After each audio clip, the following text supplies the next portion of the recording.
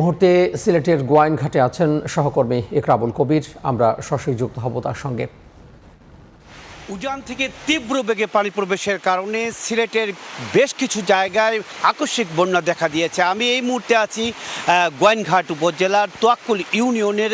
এই উপজেলার 13টি ইউনিয়নই মানুষ পানিবন্দী হয়ে পড়েছে।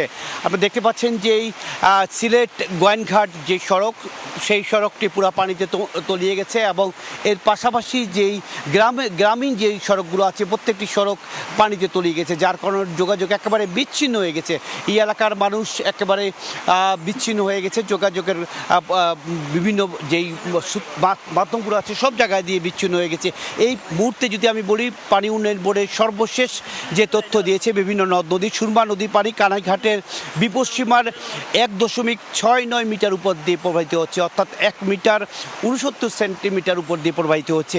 কুশিয়ারা নদী অমলসিতে প্রায় 2 মিটার উপর দিয়ে প্রবাহিত হচ্ছে। সারি নদী সারিঘাটে 89 সেন্টিমিটার উপর দিয়ে প্রবাহিত হচ্ছে। ডাউকি নদী জাফলংয়ে 40 সেন্টিমিটার উপর দিয়ে প্রবাহিত হচ্ছে এবং সারিগাং গোয়াইনঘাটে, অর্থাৎ আমি যেই জায়গায় দাঁড়িয়ে আছি গোয়াইনঘাটে সারিগাং, এই পাহাড়ি নদী সেই 82 সেন্টিমিটার উপর দিয়ে প্রবাহিত হচ্ছে।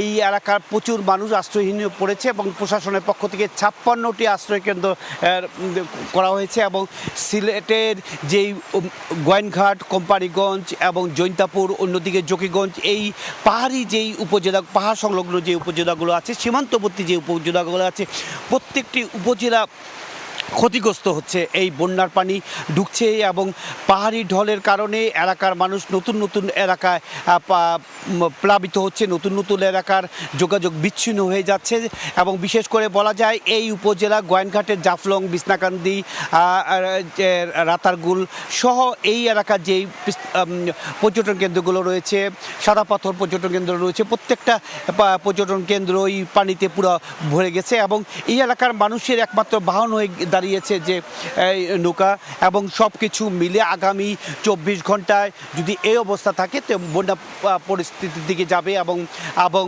তবে বৃষ্টিপাত কমে গিয়েছে। সকালে কিছুটা ভারী বৃষ্টি হয়েছে, এই মুহূর্তে কোনো বৃষ্টিপাত নাই, তবে আবহাওয়া অফিস বলছে যে আজকে কিছুটা বৃষ্টিপাত কমবে এবং আকাশ পরিষ্কার হবে। মোটামুটি সেই অপেক্ষা থাকলো এলাকার মানুষ এবং নতুন নতুন এলাকা প্লাবিত হওয়ার পরে প্রশাসনের পক্ষ থেকে আশ্রয়কেন্দ্রগুলোতে মানুষকে স্থানান্তর করা হচ্ছে। মোটামুটি এই ছিল সিলেটের যে আকস্মিক বন্যায় নতুন নতুন এলাকা প্লাবিত হচ্ছে তার সর্বশেষ খবর। সিলেটের গোয়াইনঘাট থেকে যুক্ত হয়েছিলেন সহকর্মী ইকরামুল কবির।